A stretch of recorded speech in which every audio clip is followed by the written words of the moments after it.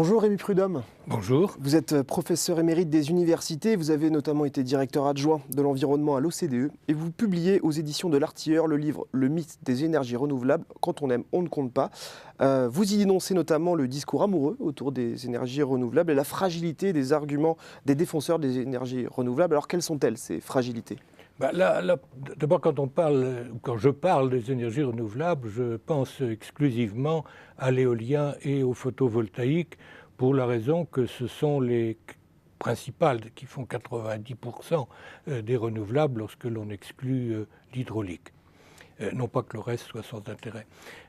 Et l'inconvénient principal, c'est l'intermittence. C'est le fait que le soleil n'éclaire et ne fonctionne, ne produit de l'électricité que 10% des heures de l'année et le vent que 25% des heures de l'année.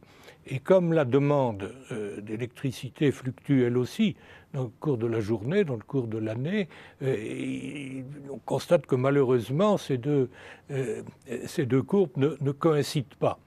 Si on savait stocker l'électricité, comme on sait stocker les chaussures, ça n'aurait pas d'inconvénient. Malheureusement, ça n'est pour le moment pas le cas. C'est tout l'enjeu qui entoure les énergies renouvelables dans le futur, c'est découvrir ces technologies de stockage. Absolument.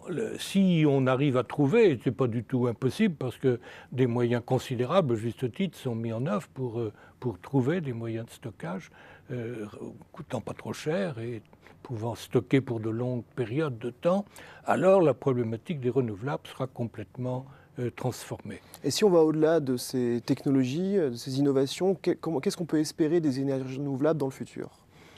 On peut espérer une contribution raisonnable à la production d'électricité qui ne rejettera pas de CO2, qui ne sera pas épuisable et qui donc sera une contribution utile. Et quelle part peuvent-elles prendre dans le mix énergétique ? Il m'apparaît difficile d'imaginer qu'on puisse aller beaucoup au-delà de 30%.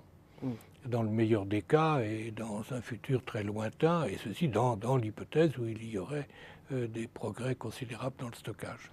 Bien, merci beaucoup Rémi Prudhomme d'être venu sur notre plateau. Je rappelle pour celles et ceux qui veulent aller plus loin que vous publiez aux éditions de l'Artilleur le livre Le mythe des énergies renouvelables, quand on aime, on ne compte pas. Et je rappelle aussi que vous pouvez retrouver sur notre site une version longue de cette interview d'environ 10 minutes. Merci à vous.